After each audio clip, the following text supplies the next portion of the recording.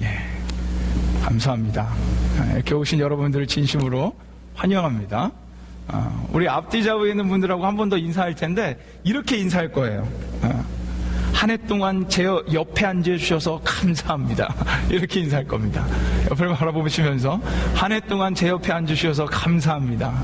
예, 예, 예, 예, 감사합니다. 거의 동일한 자리에만 이렇게 우리가 앉는데, 예, 하여튼 감사합니다.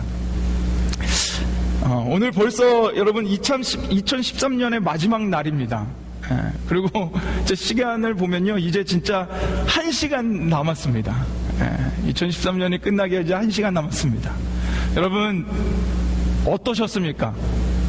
지난 한 해 돌아봤을 때 어떻게 여러분 행복하셨나요?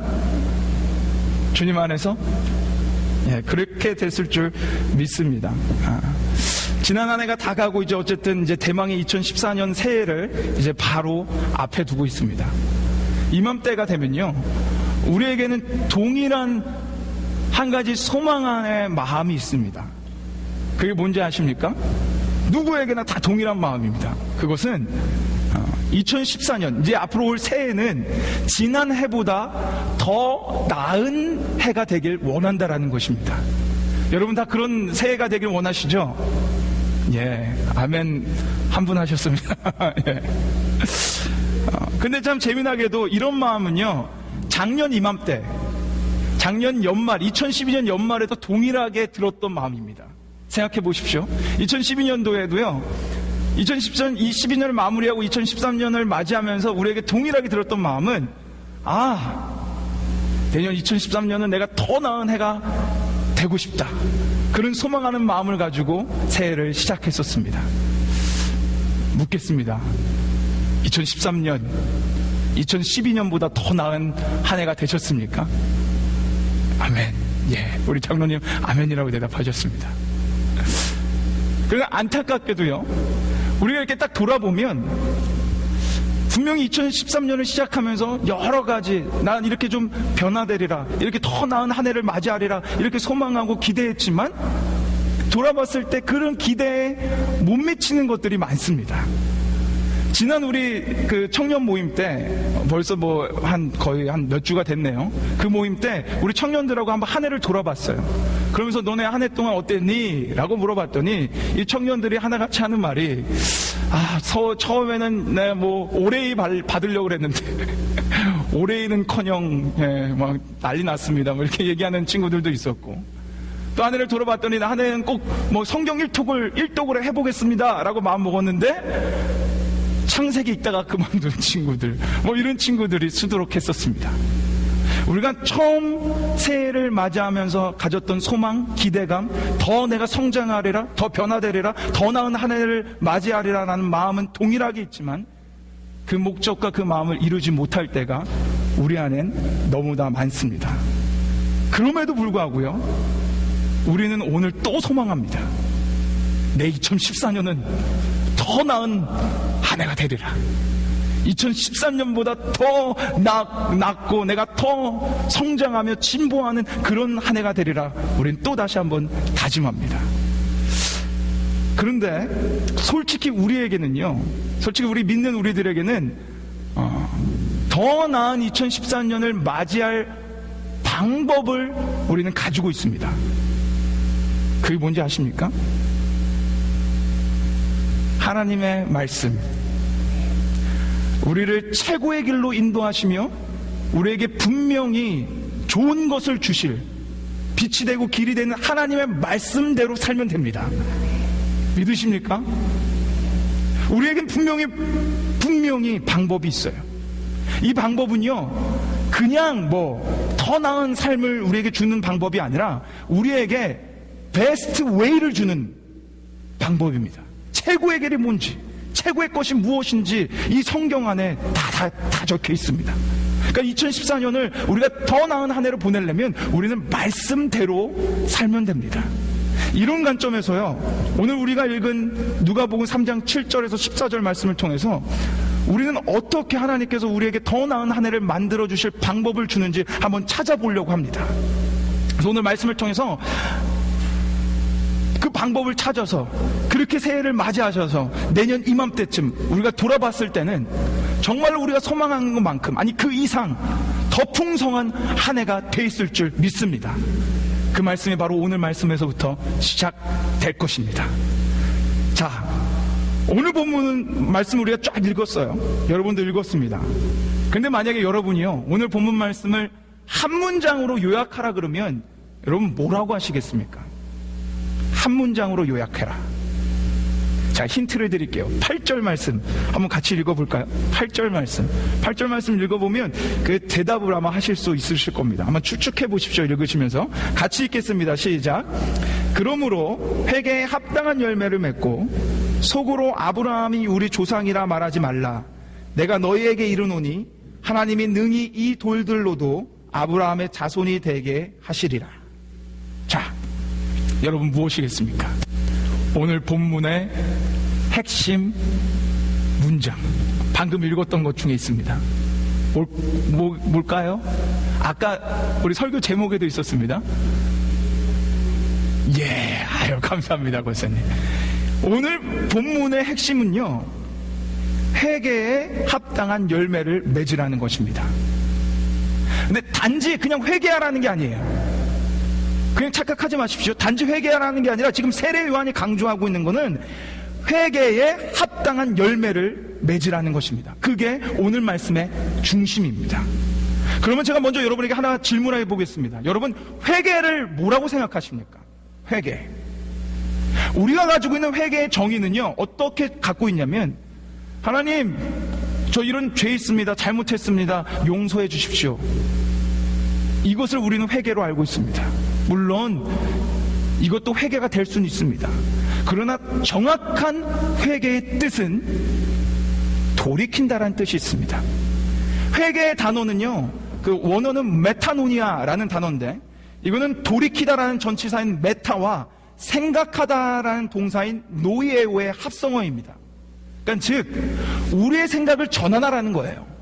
우리가 가지고 있었던, 지금까지 생각했던 바와는 완전히 다른 상태로 사고하고 그 삶을 살아가라는 것입니다. 그러니까 더 쉽게 말씀드리면, 단지 그냥 하나님 저 이렇게 잘못했습니다, 죄만 고백하는 것이 아니라 지금까지의 잘못된 것들, 그것들로부터 돌이키고 돌아서서 그 방향으로 나아가라는 것입니다. 이게 회개의 참뜻입니다. 근데 오늘 그 회개에서, 그 회개를 오늘 본문에서 뭐라고 얘기합니까? 회개에 어떤 열매를 맺으래요? 합당한 열매. 즉 너가 회개를 했다면, 너가 하나님 앞에 너의 죄를 회개를 했다면 지금까지 삶과는 다른 그런 삶을 이제부터는 살아가라는 거예요. 그게 오늘 말씀의 핵심입니다. 근데 여기서 하나 더 봐야 되는 건 열매라는 단어인데, 이 열매라는 단어를 원어적으로 보면요, 단지 나무에 매달려 있는 열매를 의미하는 게 아닙니다. 무슨 뜻인지 아시겠습니까? 나무에 보시면 우리가 가끔 이렇게 열매가 매달려 있지 않습니까? 그 열매를 의미하는 것이 아니라 열매를 따서 내 손에서 만져서 내 손에 들어와서 먹을 수 있는 이 열매를 의미합니다. 그러니까 지금 여기서 얘기하고 있는 회개에 합당한 열매란 단지 입술로만 죄를 고백하는 것이 아니라 결과적으로 내 삶에서 내가 만지고 경험하고 내 삶에서 증명할 수 있도록 우리가 회개를 해야 된다는 겁니다. 돌이켜서 내 삶에서 증명을 해나가라는 것입니다. 이게 회개에 합당한 열매 맺어라의 참 의미입니다. 그렇다면 이제부터 어떻게 하면 우리가 회개에 합당한 열매를 맺을 수 있는지 그 방법을 우리가 한 3가지를 볼 텐데, 그 방법을 보면서 아마 우리가 회개에 합당한 열매를 맺는 그 방법을 우리 하나하나 좀 알아가고 우리 마음에 새기길 원합니다. 첫 번째, 합당한 열매를 맺는 방법은요, 나의 잘못된 점을 인정한다라는 것입니다.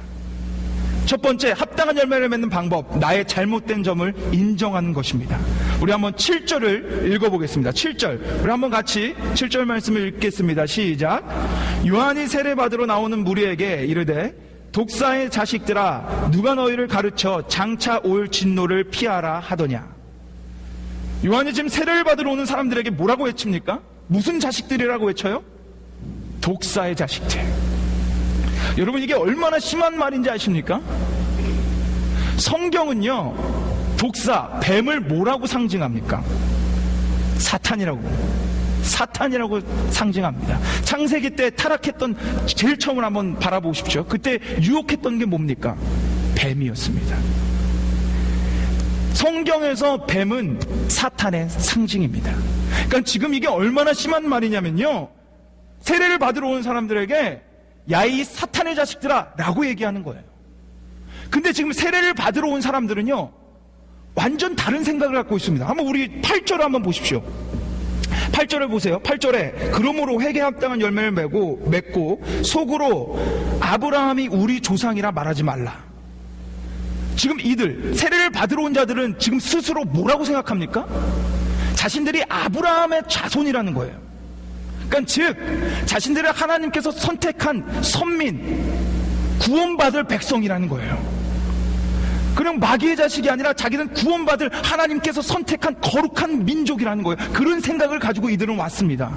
그렇게 온 자들에게 세례요한이 뭐라고 하냐면 이 사탄의 자식들아 라고 얘기하는 거예요. 여러분 한번 생각해 보십시오. 여러분이 오늘 원래는 이 시간 거의 여기 오신 대부분의 분들은 분명히 침대에 누워서 잠을 주무셔야 될 시간인데 이 시간에 오셨어요. 하나님을 사모하면서 예배하며 새해를 시작하려고 오셨습니다. 근데 딱 왔는데 제가 갑자기 하나님 말씀을 전한다고 하면서 여러분들에게 야, 이 사탄의 자식들아 라고 외친다고 한번 생각해 보십시오. 그러면 여러분 기분 어떻겠습니까? 여러분들 가운데는 기분이 너무 나빠서 뛰쳐나가는 분도 계실 거고, 어떤 분은 저의 멱살을 잡으면 네 어떻게 그런 말을 할 수 있냐라고 하실 수도 있을 것입니다. 근데 재미난 거는요, 이 사탄의 자식들아 라고 얘기한 이 얘기를 들은 사람들이 어떻게 반응하는지 아십니까?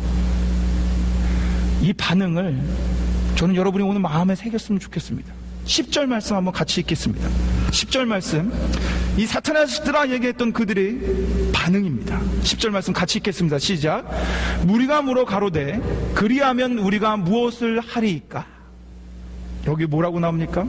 그리하면 우리가 무엇을 하리이까? 여러분, 하나님의 말씀 앞에 쓴 자, 예수 그리스도 앞에 쓴 자의 질문은 항상 이래야 합니다. 하나님, 그러면 내가 무엇을 해야 합니까? 이 말 뜻은요, 내가 진정 당신 말대로 내가 그 사탄의 자식이고 내가 돌이켜야 된다면 내가 변화해야 되는 것이 무엇입니까? 라는 질문이에요. 내가 당신 말대로 돌이켜야 되는 것, 회개해야 되는 것이 무엇입니까? 라는 질문입니다. 즉 이들은요, 자신의 잘못을 인정하고 있습니다. 자신은 선민이라고 생각했어요. 그런데 세례요한이 하나님의 말씀, 이 독사의 자식들아라고 외치는 순간 이들은 화를 내고 분을 낸 것이 아니라 그 자리에서 한 것은 바로 인정했습니다. 그렇습니다. 당신 말대로 나 독사의 자식이네요. 그렇다면 내가 무엇을 해야 합니까? 이게 이들의 반응이었습니다. 사랑하는 여러분, 믿는 자로서 우리에게 가장 필요한 것이 무엇이냐면 바로 하나님 앞에서 인정하는 것입니다. 어떤 걸 인정하냐? 내가 하나님 앞에 죄인임을 인정하는 것입니다. 내가 하나님 앞에 부족하고 연약한 또 잘못된 죄성이 많은 자임을 인정하는 것, 그것이 우리의 시작점이며 우리가 하나님 앞에서 해야 되는 고백입니다. 여러분, 예수님이 이 땅에 왜 오셨습니까? 이 땅에 누구를 위해 오셨어요? 우리 한번 저기 누가복음 5장 말씀 한번 같이 보도록 하겠습니다. 누가복음 5장 31절 32절 말씀 우리 한번 같이 읽어보도록 하겠습니다. 같이 읽겠습니다. 시작. 예수께서 대답하여 가라사대 건강한 자에게는 의원이 쓸데없고 병든 자에게라 쓸데있나니 내가 의인을 불러러 온 것이 아니요 죄인을 불러 회개시키러 왔노라. 여러분, 예수님은요 의인을 부르러 오지 않았습니다. 예수님은 죄인을 불러 회개시키려고, 즉 그들의 삶을 돌이켜 죄인에서 의인되게 하시려고 이 자리에 오셨습니다. 이 땅에 우리를 의인되게 하시려고. 여러분, 우리가 연약한 것이 있어야 비로소 우리를 강하게 하시는 예수님이 필요하게 됩니다.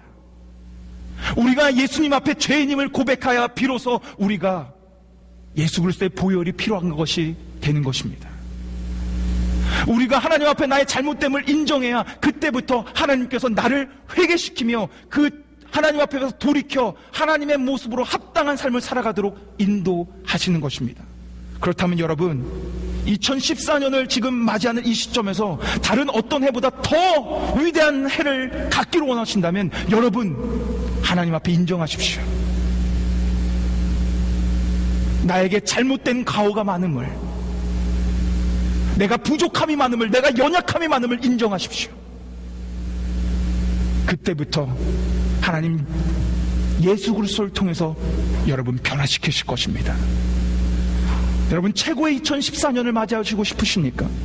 다른 해보다 더 변화된 삶을 원하십니까? 예수님 앞에 우리의 죄된 모습을 인정하십시오. 그것이 바로 우리의 시작점이 될 것입니다. 그렇게 인정하는 순간 우리는 ready to be changed, 변화될 준비가 될 것입니다. 그리고 열매 맺는 삶으로 전환될 것입니다. 그래서 우리가 가장 2014년을 맞이하며 가져야 할 마음, 바로 나는 부족한 죄인임을 인정하는 것입니다. 그러면서 우리가 두 번째로 해야 되는 것이 있는데 바로 물어봐야 된다는 것입니다. 다른 말로 말하면 나의 부족함이 무엇인지를 찾아야 한다는 거예요. 우리 한번 12절을 한번 같이 보도록 하겠습니다. 12절 같이 읽겠습니다. 시작. 세리들도 세례를 받고자 하여 와서 가로되 선생이여 우리는 무엇을 하리이까 하매. 자, 여기 12절을 보세요. 세리들도 세례를 받고자 하여 왔습니다. 그 다음 그들이 무엇을 했습니까? 물어봤어요. 아까 10절 말씀하고 동일한 질문을 했습니다. 그렇다면 내가 무엇을 해야 합니까? 라는 질문을 던집니다. 나의 연약함을 인정하고 내가 죄 많은, 죄성 많은 그런 나약한 인간임을 인정한 사람, 회개에 합당한 열매를 맺기 원하는 사람에게 분명히 따라와야 되는 것, 나의 잘못된 점이 무엇인지를 찾아야 한다는 것입니다. 발견해야 된다는 거예요. 물어야 된다는 것입니다. 단지 하나님께 하나님 저 잘못했어요, 저 제 용서해 주세요가 아니라 하나님 앞에 내가 무엇을 잘못했는지 낱낱이 고백할 수 있어야 된다는 것입니다. 여러분, 저는요 솔직히 학창시절에 공부를 잘 못했습니다. 그렇게 써있나요? 저는 학창시절에 공부를 솔직히 못했다라는 것보다 우리 성아와 제가 항상 주장하는 건 뭐냐면 그냥 공부를 안 했다라는 것 뿐입니다. 우리가 만약 하면 엄청 잘한다라는 거예요. 근데 제가 하나님 앞에 정말로 이게 부르심을 받고 나서부터는 공부가 재밌어지더라고요. 그때부터는 제가 진짜로 변해돼서 공부를 너무 열심히 했습니다. 그런데요, 공부를 잘하는 사람들에게 하나 특징이 있는데 그게 뭔지 아십니까? 그들이 갖고 있는 공부 잘하는 비법이 하나 있습니다. 그건 바로 오답노트입니다. 오답노트. 그들이 공부하면서 시험 보면서 잘못된 거를 오답노트에다 다 기록한다고 합니다. 그걸 보면서 내가 무엇이 자꾸 실수하면서 틀리는지, 내가 뭘 모르는지를 그 오답노트를 통해서 발견한대요. 그래서 그걸 통해서 공부해서 더 나은 성적을 받는다고 합니다. 이게 공부 잘하는 아이들의 비결입니다. 잘 들으셨습니까, 우리 청년들? 오답노트. 여러분, 이처럼 우리도요, 우리가 잘못하는 부분이 무엇이 있는지, 내가 계속 죄에 넘어지는 부분이 무엇이 있는지, 내가 죄의 굴레에서 벗어나지 못하는 부분이 무엇이 있는지를 여러분 발견하셔야 돼요. 그래서 여러분 죄의 오답노트가 여러분 삶에 있어야 됩니다. 내가 뭐 때문에 자꾸 하나님 앞에서 넘어지고, 내가 뭐 때문에 자꾸 하나님 말씀대로 살아가지 못하는지 우리는 그것을 분명히 발견해야 됩니다. 여러분, 다시 한번 말씀드리지만 회개란 단지 죄의 고백만이 아니라 돌이키는 겁니다. 돌이킨다라는 것은 내가 돌아갈 것이 뭐가 있는지를 아는 사람만이 돌이킬 수 있습니다. 그러니까 여러분의 죄의 인정과 동일하게 나와야 되는 것, 내가 어떤 구체적인 죄를 갖고 있는지를 발견하십시오. 찾으십시오. 물어보십시오. 내 신앙이 왜 성숙되지 못하고 있는지 그 그릇된 점을 발견하십시오. 하나님께서 나를 걸작품으로 빛과 소금으로 분명하게 만드셨는데 왜 내가 그렇게 선한 일을 하면서 살아가지 못하고 있는지, 하나님 나에게 사랑스러운 가족을 주셨는데, 내 아내, 내 남편, 내 자녀를 주셨는데 왜 내가 그들을 진정으로 사랑하지 못하고 그들을 내가 진정으로 왜 품어주지 못하고 있는지, 하나님 분명히 나에게 원수를 사랑하라고 얘기했는데 내가 왜 그러지 못하고 있는지, 여러분 하나하나 낱낱이 구체적으로 발견하십시오. 그리고 그것들로부터 돌이키십시오. 그럴 때 우리 안에 그 구체적인 오답 노트가 있을 때, 그리고 그것들로부터 돌이킬 때 우리는 보다 더 나은, 하나님 보시기에 합당한 2014년을 살아갈 줄 믿습니다. 그리고 마지막, 우리에게 가장 중요한 신앙적 원리가 하나 더 있습니다. 너무 중요해요. 이 원리 너무도 중요합니다. 믿는 자로서 합당한 열매를 맺으며 더 나은 삶을 살아가기 위해선 우리에겐 종말론적 신앙이 필요합니다. 더 나은 합당한 삶을 살아가며 2014년을 맞이하고 싶으십니까? 우리에게 종말론적 신앙이 필요합니다. 여러분, 오늘 본문에 세례요한이 회개를 계속해서 촉구하면서 계속적으로 선포한 하나 회개 촉구의 이유가 있습니다. 먼저 7절을 한번 보세요. 7절 보십시오. 독사의 자식들아 라고 이야기하고 뭐가 나옵니까? 누가 너희를 가르쳐 장차 올 뭐를 피하라고요? 진노. 자, 그리고 한번 9절로 내려가 보세요. 9절 말씀 또 한번 동일한 내용으로 또 선포합니다. 우리 한번 같이 읽어보겠습니다. 시작. 이미 도끼가 나무 뿌리에 놓였으니 좋은 열매 맺지 아니하는 나무마다 찍혀 불에 던지우리라.